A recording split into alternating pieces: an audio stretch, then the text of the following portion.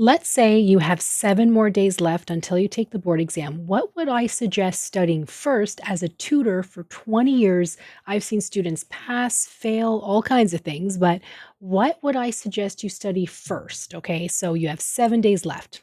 I want you to take mock exam practice questions. So I want you to practice questions, go over multiple choice, case studies. It doesn't matter what topic it is, have a variety. I want you to go over a bunch of questions first, whether that be answering questions in a flashcard style or you've had some prepared. If you're inside my Board Exam Prep Academy, I have tons of mock exam practice for you, case studies, plus you have your own app. But do that first, okay? Practice questions.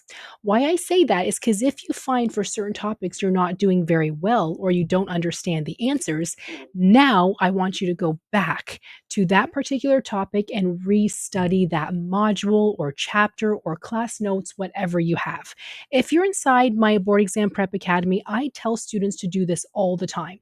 I say to go over questions first if you understand and you're pretty sure you're going to pass the exam, but go over those questions first because I'm going to be asking you questions in a different way. And if you do really well with those questions, that's perfect. You know you don't have to study nutrition anymore if you're going over mock exam questions or case studies and you're getting the right answer. But let's say you're going over mock exam questions and you're not doing well on pharmacology or instrumentation or tray setup. Don't worry, don't get discouraged, but now you know what to focus on in your last 7 days before preparation for the board exam. You know to go back to instrumentation or tray setup, take a couple hours that day and study that, or take a couple hours over 2 days and study that. But remember, if you have only 7 days left, your full time job is going to be studying for the board exam. Don't come up with excuses. You know, you have kids, you have a family, you're in school, you have a full time job. I get it. But try not to let those be excuses. If you're working full time, then guess what? You're going to be coming home every night and you're going to be studying at least 2 hours. Maybe you'll be going to bed at midnight, maybe 1 a.m. I always tell students to get enough sleep, but if you're not studying enough, and not getting enough sleep, you can't do well. What I'm not saying though is you have 7 days left, study till 4 a.m. every day, be exhausted, overworked, you're studying too much. I'm not saying that. But if you typically go to bed at 10 p.m., stretch it a little bit so you're able to study a little bit more and go to bed at midnight. Okay. So sleep is important, but don't let excuses get in the way of studying. But this is why I tell you to do those mock exam questions and case studies first.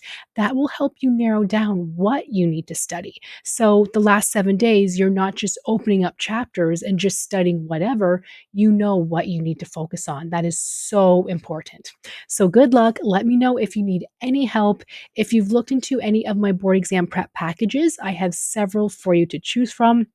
I have the study guide package, I have the express package, and the VIP package. And most recently, as of November, there is now a master book you can also purchase, which is every topic you need to study for the board exam in nice, summarized, pretty pictures, pretty colors, study sheets, and it's digital. So you don't have to carry around a really heavy booklet and you don't have to get overwhelmed by hundreds of pages that you're looking at. You just have a digital file on your computer, cell phone, flip through the pages, highlight, underline, whatever you like. I love the master book if I do say so myself. So let me know if there's any questions. Thank you for watching and good luck on your board exam.